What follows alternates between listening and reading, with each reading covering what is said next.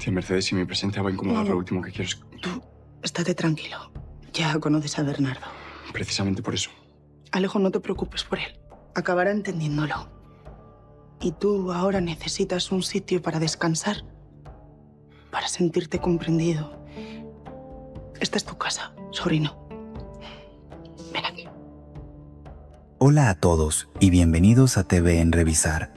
Este es el avance narrativo y análisis completo de los capítulos 212 y 213 de Valle Salvaje, basado fielmente en los acontecimientos más recientes. Los capítulos 212 y 213 de Valle Salvaje han sido sin duda un punto de quiebre para todos los personajes que habitan el valle. La rebelión abierta de Alejo, abandonando su apellido y la casa grande para refugiarse con Mercedes y Bernardo, no solo ha roto los esquemas familiares, sino que ha generado una reacción en cadena que sacude los cimientos del poder de José Luis. Su decisión ha encendido una llama de esperanza en los marginados y una sed de venganza en su padre. Mientras tanto, el embarazo de Adriana, lejos de ser un acontecimiento íntimo y feliz, se transforma en una herramienta política. Julio, con frialdad calculada, se apropia de la narrativa y asciende como el nuevo hijo ejemplar, eclipsando el sufrimiento de Adriana y la duda creciente de Rafael.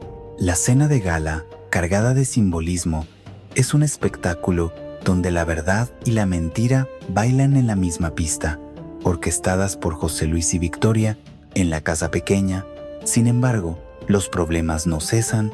El pozo envenenado, las sospechas de traición interna y la amenaza constante de nuevas represalias hacen que el ambiente se vuelva irrespirable.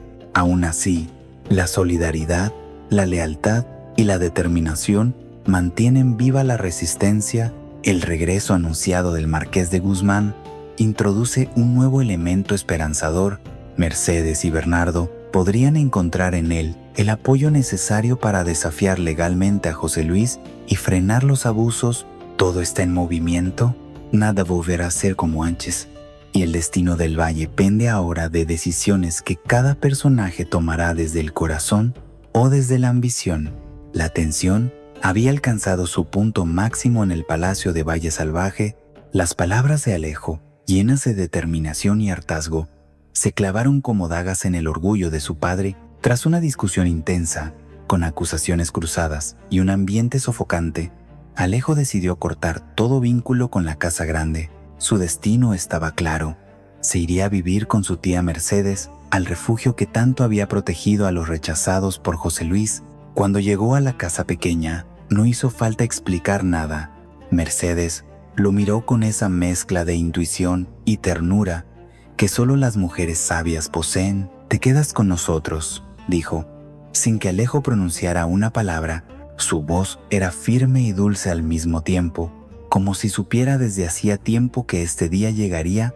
Bernardo, sin embargo, no lo recibió con la misma calidez, no porque no apreciara a su sobrino, sino porque conocía demasiado bien a su hermano José Luis. Sabía que la llegada de Alejo sería vista como una provocación directa, un acto de desafío intolerable. «¿Sabes lo que estás haciendo?», le preguntó con el ceño fruncido. Alejo asintió. Más que nunca, Luisa, al enterarse de la decisión, sintió como el pecho se le oprimía, no por Alejo, sino por todo lo que esa elección implicaba. Temía por los suyos, por el pequeño Evaristo, por Mercedes, por Matilde. Conocía de cerca la crueldad de José Luis. Sabía que su ira sería despiadada, que no dejaría pasar esta desobediencia sin castigo. Y ahora, con Alejo viviendo bajo su techo, esa furia se dirigiría directamente hacia la casa pequeña. A pesar de las preocupaciones, la llegada de Alejo trajo también un rayo de luz. Los niños lo miraban con admiración, los adultos con respeto. No todos los días un hijo del duque renuncia a su apellido y a su herencia para abrazar la vida sencilla junto a los que han sido perseguidos y castigados. En silencio, se convirtió en símbolo de dignidad. Mercedes no perdió tiempo. Le prepararon una alcoba con lo poco que tenían, pero con todo el cariño del mundo. Matilde le llevó sábanas limpias, y Luisa le dejó en la mesa una sopa caliente, Alejo se sentía extraño, como si todo fuera un sueño, pero cuando vio a Luisa sentada frente a él, sonriendo con ternura, supo que había tomado la decisión correcta esa misma noche, mientras el viento soplaba entre los árboles del valle. Alejo salió a caminar unos pasos por el terreno de la casa pequeña, observó los árboles, los techos humildes, los rostros cansados pero honestos y comprendió que ese era su hogar ahora, un lugar donde el amor y la decencia aún tenían valor. Mercedes, por su parte, se reunió con Bernardo en la cocina. Le preocupaba la seguridad de todos. Sabía que Alejo era bienvenido, pero también comprendía el riesgo. Bernardo insistió en que debían actuar con cautela. José Luis no se quedará de brazos cruzados, advirtió. Debemos prepararnos, pero Mercedes no estaba dispuesta a echar a su sobrino. Nos hemos pasado la vida huyendo del miedo, hoy no vamos a hacerlo. Su mirada era serena, pero firme. Bernardo no respondió. Sabía que no la convencería, y en el fondo admiraba esa fortaleza. En el palacio, la noticia se había esparcido como pólvora, el servicio murmuraba en los pasillos, algunos lo veían como una locura, otros como un acto de valor. Isabel, la madre de Alejo, lloraba en silencio, mientras José Luis caminaba por el despacho como una bestia herida. El golpe había sido certero. Su hijo no solo lo había desafiado, lo había abandonado públicamente. El reloj marcaba la medianoche cuando José Luis rompió el silencio con un rugido, golpeó la mesa con el puño cerrado y gritó el nombre de Victoria. El castillo entero tembló con su furia. En su mente ya se empezaban a trazar los planes de venganza, porque para el duque la traición no se perdona, y mucho menos cuando viene de su propia sangre. A la mañana siguiente, la tensión se respiraba en cada rincón de la casa pequeña. Aunque Alejo intentaba mostrarse sereno, sabía que su presencia allí traería consecuencias y no tardaron en manifestarse. Luisa, con el rostro desencajado por la preocupación, lo enfrentó en cuanto encontró el momento adecuado. «¿Tú sabes lo que has hecho?», le dijo sin rodeos. Con la voz entrecortada por la mezcla de miedo e impotencia, Alejo intentó calmarla. Le habló de su amor, de su decisión consciente, de lo insoportable que se había vuelto vivir bajo el yugo de su padre, pero Luisa no se dejaba convencer tan fácilmente. «Esto no se trata solo de ti y de mí. Has puesto en peligro a todos, a Mercedes, a Bernardo, a Matilde y a Evaristo. ¿Has pensado en él?». Mencionarlo fue suficiente para que el rostro de Alejo se tensara. Evaristo era apenas un niño, y Luisa lo había protegido con una entereza feroz desde que nació. Ahora, ese niño inocente podría ser blanco de la furia de José Luis. Luisa temblaba solo de imaginarlo. Su instinto de madre le decía que estaban a punto de vivir tiempos aún más oscuros, y mientras en la casa pequeña se vivía esta angustia, en el palacio estallaba la tormenta. José Luis, enfurecido por la huida de su hijo, descargaba su rabia contra Victoria. La acusaba de haber permitido la cercanía entre Alejo y Luisa. «Tú dejaste que esa criada lo educara, que lo inspirara, que lo envenenara con sus palabras», gritaba. Victoria, altiva pero a la defensiva, intentaba justificar su decisión. Le recordó que ella solo había cumplido con su rol, que Luisa era eficiente, discreta, leal, pero para José Luis no había excusas. En su mente, Victoria había sido negligente, incluso cómplice. La relación entre Alejo y Luisa era, para él, el resultado de una cadena de errores que ella había permitido por blanda, por sentimental, y ahora, como era habitual en él, necesitaba un culpable, alguien sobre quien descargar su frustración. En la cocina de la casa pequeña, Matilde notó el nerviosismo de Luisa. La observó mientras removía una olla sin atención. Con la mirada perdida, al preguntarle qué pasaba, Luisa soltó la verdad sin rodeos. «Tengo miedo, Matilda, miedo de lo que ese hombre pueda hacer ahora, y no por mí, por Evaristo. Si llega a descubrir quién es el padre». Matilde dejó la cuchara sobre la mesa con lentitud. La gravedad de esa confesión era tan grande como el peligro que implicaba. ¿Y tú crees que lo sospecha?, preguntó en voz baja. Luisa asintió. Está empezando a moverse. Preguntará, investigará, y si se entera, estamos perdidos, porque la verdad era tan delicada como explosiva. Evaristo no era un niño cualquiera. Era hijo de Domingo, primo de José Luis, un hombre que había sido más rico, más noble y más justo que el mismo duque. Si eso salía a la luz, Evaristo no sería solo un niño con sangre noble, sería el heredero natural de muchas propiedades, y José Luis no permitiría jamás que un bastardo, hijo de una criada, amenazara su linaje. Luisa quiso huir. Se lo propuso a Mercedes esa misma tarde. Quizá lo mejor sea que me vaya, que me lleve a Evaristo lejos, donde no pueda hacernos daño, pero Mercedes se negó rotundamente. Este es tu hogar, Luisa, y no vamos a dejar que ese hombre nos expulse con su odio. Aquí te quedas. Las palabras de Mercedes reconfortaron a Luisa, pero no calmaron su temor. Sabía que José Luis no necesitaba razones para hacer daño, bastaba con que se sintiera amenazado, y ahora, con Alejo de su lado, con el hijo de Domingo en su casa, la furia del duque sería inclemente. En palacio, las órdenes comenzaban a dictarse. José Luis mandó llamar a Julio. ¿Quería saber más? Le pidió que investigara a Luisa, que averiguara si había algo más que aún no supieran. Si ese niño tiene algo que ver conmigo, necesito saberlo. Julio, sorprendido, prometió hacerlo. Aunque no comprendía del todo las intenciones de su padre, sospechaba que detrás de esa petición había más de lo que parecía. Sabía que José Luis no dejaba cabos sueltos, y ahora su red comenzaba a cerrarse alrededor de la casa pequeña.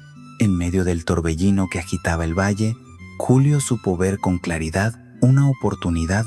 Mientras todos se desmoronaban emocionalmente por la partida de Alejo y el desconcierto reinaba en la casa grande, él mantuvo una actitud serena, casi fría. No era insensibilidad, era cálculo, porque Julio comprendió que en ese caos él podía ascender, ocupar el lugar vacío que dejaba su hermano y, sobre todo, fortalecer su posición ante José Luis. Y el momento clave llegó. Julio, con paso firme, se presentó en el despacho de su padre. José Luis, aún desencajado por la traición de Alejo, lo recibió sin disimular su abatimiento. Fue entonces cuando Julio soltó la noticia con la precisión de un estratega. Adriana está embarazada. El silencio fue absoluto. Victoria, presente en la sala, alzó la vista sorprendida. José Luis se quedó inmóvil por unos segundos. Luego, como quien enciende una llama en medio de la noche, sus ojos recobraron el brillo perdido. ¿Estás seguro?, preguntó en voz baja. Julio asintió. Me lo confesó ella misma. Victoria fue la primera en reaccionar con entusiasmo. Eso significa que tendremos un heredero, el primer nieto de la casa Galve de Aguirre. José Luis se apoyó en su escritorio, como si de pronto la noticia lo aliviara de su dolor. Alejo se había marchado. Sí, pero ahora la casa tendría un nuevo símbolo de continuidad. El hijo de Adriana y Julio. Julio no tardó en notar la reacción de su padre. Era justo lo que había anticipado. José Luis comenzó a hablar de celebraciones, de nombres, de herencias. Hay que organizar una cena de gala. Toda la familia debe saberlo, dijo con aire triunfal. Julio sonrió levemente. Todo estaba saliendo como lo había planeado, pero lo que José Luis y Victoria no sabían era que, tras la máscara del hijo leal, Julio escondía una mezcla de orgullo, rabia y necesidad de validación. No se trataba solo de tomar el lugar de Alejo, se trataba de demostrar que él era el verdadero sucesor, el que sí sabía proteger el linaje, el que podía hacer lo que su hermano no quiso hacer. Mientras tanto, en la casa pequeña, Adriana se enfrentaba al silencio de su conciencia. Le costaba entender cómo Julio había podido revelar la noticia del embarazo sin consultarla. Había confiado en él, había creído que respetaría su decisión de mantener la discreción hasta hablar con Rafael, pero ahora todo el valle lo sabría, y Rafael también, y lo peor, no por sus labios, sino por los ajenos. Cuando confrontó a Julio, su respuesta fue desarmante. Lo hice por nuestro hijo, por nuestra familia, ¿qué importa quién lo sepa primero? Pero para Adriana sí importaba, y mucho. No solo era una cuestión de forma, era una traición a la intimidad, una muestra más del control sutil que Julio estaba ejerciendo sobre ella. En el palacio se iniciaron los preparativos para la cena, los sirvientes iban y venían, los cocineros trabajaban con premura, y las telas más finas fueron desempolvadas para vestir los salones. Isabel, aunque aún afectada por lo ocurrido con Alejo, trató de mostrarse entera. Sabía que esta cena era, más que una celebración, un acto político, la restauración del poder familiar. Julio se sentía más fuerte que nunca. Era el centro de todas las miradas, el portador de la buena nueva, el hijo responsable. Incluso comenzó a recibir felicitaciones de miembros del círculo cercano de José Luis, quienes no tardaron en dejar caer insinuaciones sobre su nuevo rol dentro del clan. Rafael, por su parte, aún no había recibido la noticia directamente.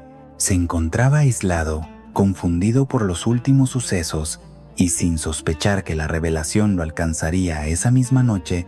Para él, el embarazo de Adriana no era solo una sorpresa, era una herida abierta, porque en el fondo, algo le decía que ese niño podría ser suyo. En la cocina, la cocinera, la misma que ahora cocinaba con una sola mano tras un accidente reciente, preparaba los platillos de gala con cuidado. Las paredes murmuraban secretos y los criados hablaban en voz baja, pero todos sabían que lo que estaba por suceder en esa cena marcaría un antes y un después en la historia de Valle Salvaje. La cena de gala fue anunciada con pompa, como si con ello se pudiera tapar la grieta que la partida de Alejo había dejado en el palacio. Las luces brillaban en los candelabros de cristal, la mesa estaba repleta de manjares y los cubiertos relucían como nunca. José Luis, recuperado de su abatimiento, se paseaba con aire satisfecho. Aquella noche era su reivindicación. No había perdido el linaje, aún tendría un heredero, y todo el valle debía saberlo. Los invitados, vestidos con sus mejores galas, comenzaron a llenar el salón. Isabel saludaba con su habitual cortesía, mientras Victoria se aseguraba de que cada detalle estuviera en su sitio, pero todo giraba en torno a una figura. Julio. Era él quien acaparaba las atenciones, quien recibía las felicitaciones y las palmaditas en la espalda, y a su lado, Adriana, incómoda en silencio, ocultaba una tormenta en el interior. La cena transcurría entre brindis y comentarios superficiales hasta que José Luis se levantó y, con copa en mano, hizo sonar el cristal con una cucharilla. Todos guardaron silencio. Esta noche celebramos la continuidad de nuestro linaje, anunció. Mi hijo Julio y su esposa Adriana nos darán el mayor regalo posible, un heredero para la casa Galve de Aguirre. Hubo un aplauso general, vítores, sonrisas forzadas. Rafael, sentado al fondo, sintió que el aire se le escapaba. Miró a Adriana, que evitó su mirada, y luego a Julio, que lo observaba de reojo con una sonrisa contenida. La mente de Rafael se llenó de preguntas. ¿Era verdad? ¿Adriana estaba embarazada? ¿Cómo era posible que se enterara así? ¿Y si el hijo era suyo? La cabeza le daba vueltas. Sabía que habían compartido más de una noche, momentos de intimidad que aún le quemaban en el pecho, y si bien ella había regresado con Julio, nunca le dijo que aquello significaba el fin entre ellos. Para Rafael, esa noticia era más que desconcierto, era una traición. José Luis, en medio del júbilo, se volvió hacia él. Rafael, hijo, ¿no vas a felicitar a tu hermano? La pregunta lo atravesó como una lanza. Se puso de pie con rigidez, se acercó a Julio y le extendió la mano. Felicidades, dijo con voz seca. Luego miró a Adriana. No dijo nada, pero sus ojos lo gritaban todo. Ella sintió ese peso como una piedra. La culpa se le instaló en la garganta. ¿Por qué no había tenido el valor de contárselo a Rafael antes? ¿Por qué había dejado que Julio tomara las riendas de su vida? En ese instante, sintió que estaba atrapada, sin poder elegir su propio destino. Después del brindis, mientras algunos salían al jardín y otros comentaban entre copas el gran anuncio, Adriana se apartó un momento con Julio. Quería entender su actitud. ¿Por qué parecía tan feliz, tan cómodo, si sabía que no era el padre del niño? Julio, con gesto enigmático, le respondió: «Te equivocas, Adriana. Yo soy el padre». Ella lo miró incrédula. «¿Qué estás diciendo?» Julio sostuvo la mirada. «Lo que necesito decir, ese niño llevará mi nombre. Eso es lo único que importa». La frialdad de sus palabras heló a Adriana. No era un gesto de amor, era una declaración de propiedad. Más tarde, en el salón, Úrsula se acercó a Julio. Con su tono ligero, casi ingenuo, lo felicitó con entusiasmo. «Vas a ser padre, qué maravilla». Luego, bajando la voz, añadió: «Esto va a unir más a Adriana contigo. Rafael se apartará. No te preocupes. Yo me encargaré de que así sea». Julio no respondió. Se limitó a asentir, pero en su interior algo se removía. No era admiración lo que sentía por Úrsula, sino desconfianza. Su insistencia, su cercanía, le parecían sospechosas. ¿Por qué estaba tan interesada en controlar a Rafael? ¿Qué ganaba ella con todo esto? Mientras tanto, Rafael abandonó la cena en silencio. No podía soportar estar allí un minuto más. Sabía que algo no cuadraba, que Adriana guardaba secretos, y estaba decidido a descubrir la verdad, cueste lo que cueste. Mientras en el palacio se celebraba la llegada de un futuro heredero, lejos de los salones adornados y los brindis forzados, la casa pequeña enfrentaba otra amenaza mucho más inmediata y peligrosa.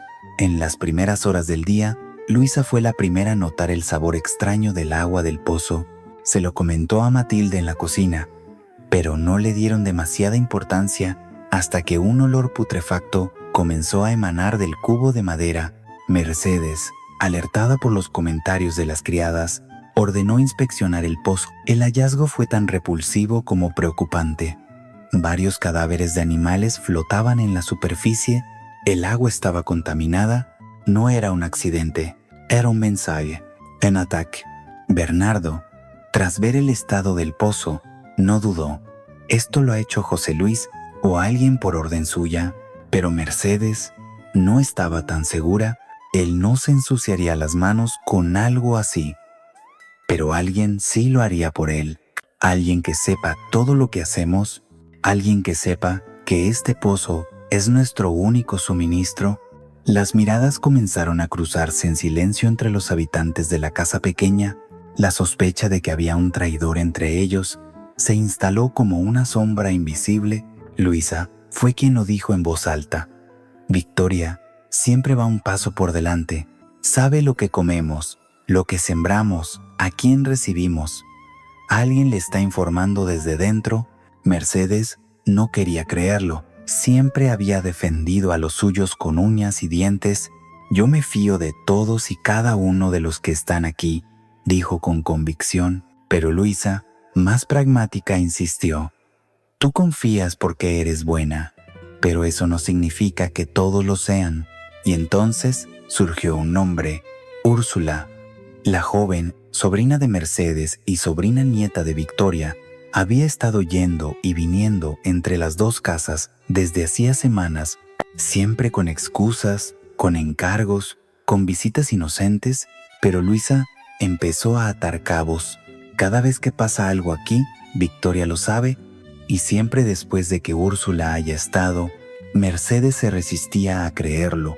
Úrsula era familia, sangre, pero las coincidencias eran demasiadas. A Luisa le dolía hacer la acusación, pero sentía que no podía callarlo más. Si hay alguien que le puede estar contando todo a su tía, es ella. Nadie más tiene acceso tan directo. Mientras tanto, en la casa grande, Victoria se mostraba más tranquila de lo habitual. Sus visitas a la cocina eran menos frecuentes, pero sus órdenes más precisas. La noche anterior había bajado a la cocina de la casa pequeña para hablar con Luisa, pero no fue una conversación, fue una amenaza. «Déjalo», le dijo, refiriéndose a Alejo. «Si no quieres que le pase algo a tu hijo, vas a poner fin a esa relación ahora mismo». Luisa, temblando de rabia y miedo, no respondió, pero Matilde, que estaba allí, sí lo hizo. Sin filtro, sin rodeos, echó a Victoria de la cocina con palabras duras. «Usted aquí no tiene poder, no vuelva si no quiere que la saquemos a empujones». Mercedes se enteró del altercado poco después y corrió a ver a Luisa. La encontró nerviosa, con los ojos brillantes por la contención. «Me amenazó, Mercedes». Me habló de Evaristo como si supiera todo. Mercedes la abrazó con fuerza. «No te va a hacer daño, no lo voy a permitir». La presencia de Victoria en la casa pequeña había sido, hasta ese momento, impensable, pero su visita dejó claro que las líneas estaban cruzadas, que ya no había respeto, ni tregua, ni contención. La guerra era abierta, y ahora incluía actos tan ruines como envenenar el agua de un hogar. Bernardo propuso enviar un mensaje formal a Madrid, a la corte, denunciando lo sucedido. «No podemos seguir actuando con miedo. Si no respondemos, seguirán empujando». Mercedes estuvo de acuerdo, aunque sabía que el proceso sería largo, pero ya no podían callar más. A lo lejos, José Luis celebraba su cena de gala, pero en la casa pequeña, la alarma estaba encendida. Ya no era solo un conflicto de ideas o de linaje, ahora era un asunto de supervivencia. Y en medio de esa tensión, Úrsula apareció nuevamente por la casa, con su sonrisa amable y su aire despreocupado. Saludó a todos, preguntó por el estado del pozo y se ofreció a llevar noticias a Palacio. Mercedes la miró con atención.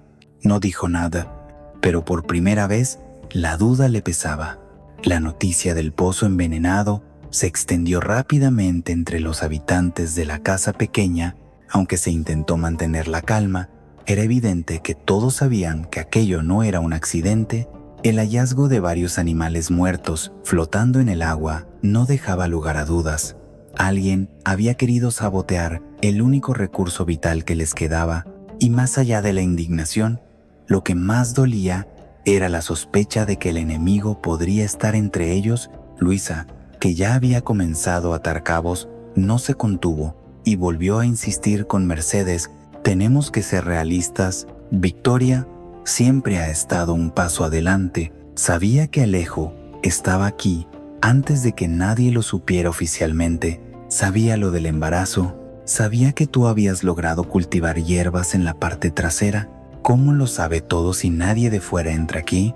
Mercedes, cansada y emocionalmente desgastada, se mantuvo en silencio durante unos segundos. No quería aceptar lo que Luisa insinuaba, pero tampoco podía negarlo. «¿Crees que alguien le está contando todo?», preguntó, casi en un susurro. Luisa asintió. «Y creo que es Úrsula». El rostro de Mercedes se contrajo. «Es mi sobrina. La he criado casi como a una hija». Pero Luisa fue firme. Precisamente por eso puede moverse con tanta libertad. Nadie la cuestiona. Nadie le pregunta a dónde va ni qué hace. Matilde, que había estado escuchando desde la puerta, entró con gesto severo. «Si quieres la observo. Yo también he notado cosas extrañas últimamente». Mercedes aceptó con un gesto. No lo dijo en voz alta, pero ya no podía confiar plenamente en nadie. Incluso la posibilidad de una traición por parte de Úrsula la obligaba a replantearse muchas cosas. Su familia había construido un refugio con base en la confianza y la solidaridad, y la idea de una espía interna lo hacía tambalear todo. Al mismo tiempo, en el despacho de José Luis se respiraba un aire de satisfacción contenida. El duque, aunque todavía enfurecido por la desobediencia de Alejo, había recuperado parte de su autoestima gracias a la noticia del embarazo, pero no por razones afectivas, sino porque el linaje estaba asegurado, y con la debilidad momentánea de sus enemigos, era el momento perfecto para rematar. «¿Y cómo van las cosas en la casa pequeña?», preguntó con fingida indiferencia. Victoria, sentada a su lado, respondió con una sonrisa torcida: mal, sin agua, sin dinero y ahora con más bocas que alimentar. José Luis se rió entre dientes.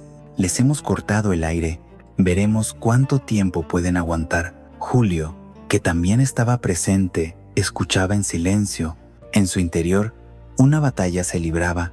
Aunque había conseguido posicionarse como el hijo ejemplar, lo cierto es que todo lo ocurrido en las últimas semanas lo dejaba inquieto. Sabía que su padre era despiadado, pero había límites que incluso él consideraba inhumanos. Contaminar el agua de una familia entera, poner en peligro a niños, ancianos, inocentes. Pero su ambición era más fuerte.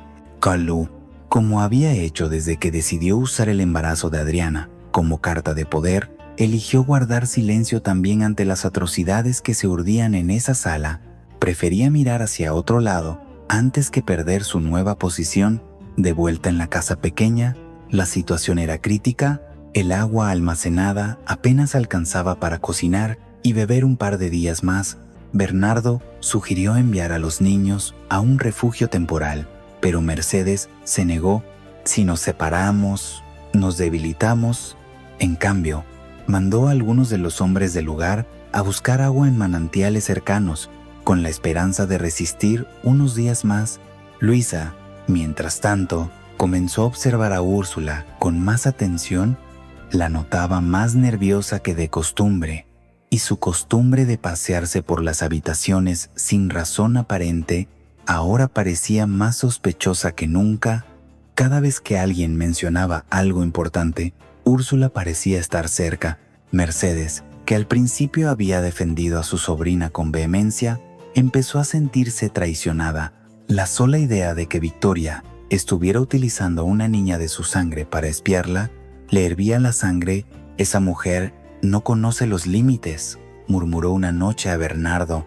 Y sí es cierto, si Úrsula está con ella, no sé si podré perdonarla. Pero Mercedes también sabía que no podía tomar decisiones basadas solo en suposiciones. Mandó a Matilde a seguirla discretamente, a vigilar sus movimientos y a verificar si realmente había una comunicación con el palacio. No quiero culparla sin pruebas, le dijo, pero tampoco quiero que sigamos envenenándonos desde dentro.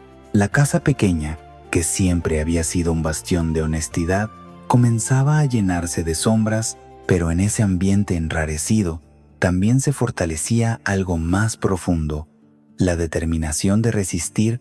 La noche posterior al envenenamiento del pozo, mientras la casa pequeña dormía con la inquietud a flor de piel, en el ala noble del palacio sucedía algo que también traería consecuencias. Leonardo, incapaz de seguir disimulando, sentía que el peso del secreto que compartía con Irene lo devoraba por dentro. Desde que retomó su relación con Bárbara, cada caricia, cada gesto de ternura de ella le hacía sentir como un impostor. Esa noche, después de la cena, Leonardo había acompañado a Bárbara hasta su habitación.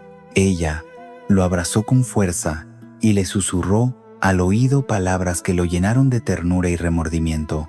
Gracias por darme esta nueva oportunidad. Sé que esta vez será diferente. Pero para él, esas palabras fueron una puñalada, porque sí, esta vez debería ser diferente, pero no lo era. La imagen del beso con Irene en la alcoba se repetía en su mente como una escena maldita. La copa de vino derramada, la risa nerviosa, el silencio que se convirtió en un gesto incontenible. Leonardo había querido creer que fue una tontería, un desliz sin importancia, pero no era así. Irene no lo había olvidado, él tampoco. Irene, por su parte, también se encontraba sumida en la contradicción. Sabía que Leonardo había decidido seguir su camino con Bárbara, pero una parte de ella no podía dejar de imaginar qué habría pasado si él hubiera apostado por ella. Durante su última conversación, ella le había dicho que se olvidara de lo ocurrido, que no le dijera nada a Bárbara. No quiero ser un obstáculo entre vosotros, afirmó con madurez, pero la verdad era más compleja. La conversación había sido intensa. Leonardo le confesó que sentía que no podía continuar ocultando lo que pasó. No puedo empezar algo limpio. Si ya arrastro una mentira, Irene lo detuvo. Déjalo así. No quiero que sufra. No quiero perderla. Leonardo accedió. Pero desde ese momento, su relación con Bárbara se volvió una rutina forzada. Bárbara, sin embargo, comenzaba a notar pequeños detalles, la forma en que Leonardo evitaba el contacto visual, su rigidez durante los paseos por el jardín, los silencios repentinos cuando ella mencionaba a Irene. Su instinto le decía que algo no iba bien, y aunque no tenía pruebas, las piezas no encajaban. En una conversación con Irene, Bárbara incluso deslizó la sospecha. ¿Tú crees que Leonardo me está ocultando algo? Irene, nerviosa, fingió sorpresa. ¿Ocultarte? No, para nada. Él está muy comprometido contigo. Pero la mirada de Bárbara era penetrante. No me lo parece. A veces siento que su corazón está en otro lugar. Esa conversación dejó a Irene agitada.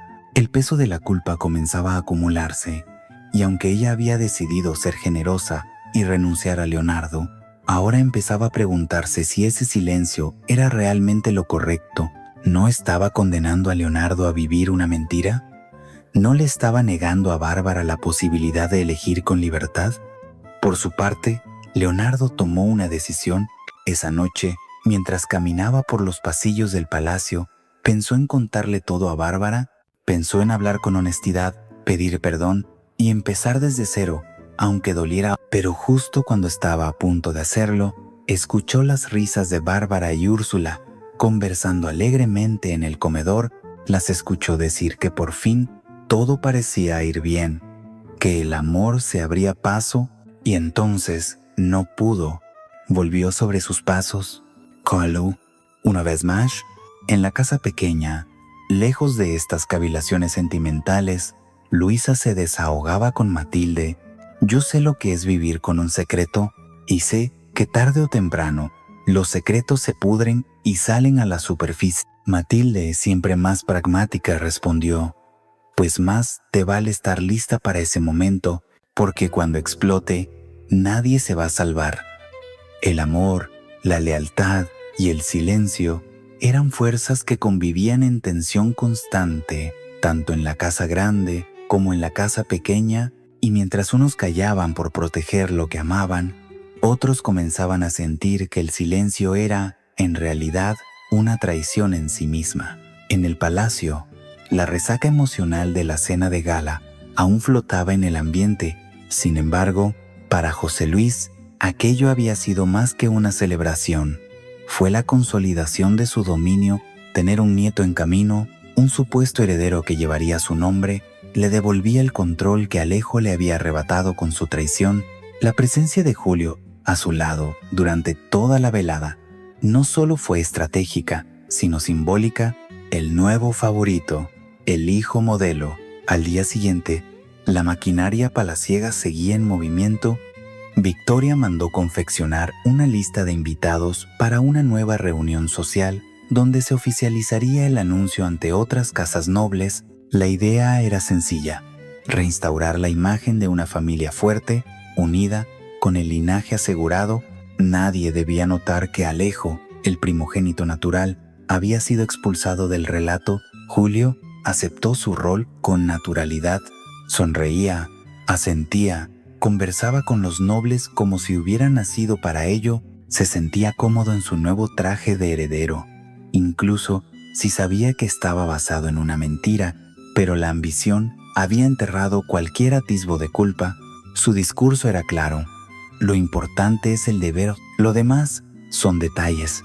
En una conversación con Victoria, Julio reafirmó su compromiso: estaré a la altura, no se preocupe. Ella lo miró satisfecha. Lo sé, tu padre te necesita, y Valle Salvaje necesita una figura como tú. Palabras que para Julio eran música. Por fin era visto, por fin era valorado. Mientras tanto, Adriana se sentía cada vez más desplazada. Lo que debía ser su momento se le escurría entre las manos. Nadie le preguntaba cómo se sentía. Nadie parecía notar su incomodidad. Su embarazo se había convertido en una excusa, una bandera que otros ondeaban para construir poder. Ella, simplemente, era el receptáculo. Rafael, por su parte, seguía fuera del foco, pero su mente no había dejado de procesar lo ocurrido. Su sospecha sobre la paternidad crecía a cada minuto, y la ausencia de una conversación directa con Adriana lo desesperaba. Se había prometido no involucrarse más, dejar que las cosas siguieran su curso, pero ya no podía. Si ese niño era suyo, quería saberlo, y sobre todo, quería entender por qué ella había callado. En la casa pequeña, Mercedes recibió una carta. No tenía remitente, pero reconoció la letra de inmediato. Era de don Hernando, el marqués de Guzmán. El contenido era breve, pero poderoso. Confirmaba su regreso inminente a Valle Salvaje y, más aún, anunciaba que había decidido intervenir personalmente en los asuntos legales relacionados con la deuda de la casa pequeña. Mercedes no podía contener su sorpresa. Durante semanas había temido que la presión de José Luis, sumada a la amenaza de elevar la disputa a la corte en Madrid, los aplastara por completo, pero la vuelta de don Hernando abría una puerta de esperanza, no solo porque era un hombre influyente, sino porque había sido aliado suyo en el pasado, alguien que conocía la verdad del valle, más allá de los títulos y los apellidos. Le mostró la carta a Bernardo, quien esbozó una sonrisa por primera vez en días. «Esto lo cambia todo», murmuró. «Si Hernando habla en nuestro nombre, José Luis tendrá que pensárselo 2 veces antes de seguir oprimiéndonos». Mercedes asintió, pero advirtió: «No podemos relajarnos, esto es solo el comienzo». La noticia se esparció entre los habitantes de la casa pequeña como un bálsamo. Si bien aún no sabían cuándo llegaría don Hernando ni cómo intervendría, su sola mención encendía la chispa de una resistencia más firme. Por primera vez en semanas, sintieron que no estaban solos. En el palacio, José Luis aún no sabía del regreso del marqués, pero cuando lo supiera, su reacción no sería pacífica, porque si algo odiaba más que la desobediencia, era que alguien de su rango cuestionara su autoridad. La historia de Valle Salvaje estaba lejos de resolverse. Con Alejo en la casa pequeña, Mercedes en pie de lucha, Rafael con sospechas, Adriana atrapada y Julio aferrado al poder, las piezas se redistribuían en un tablero cada vez más complejo, y en el horizonte, la figura de don Hernando regresaba como una tormenta silenciosa o como una salvación.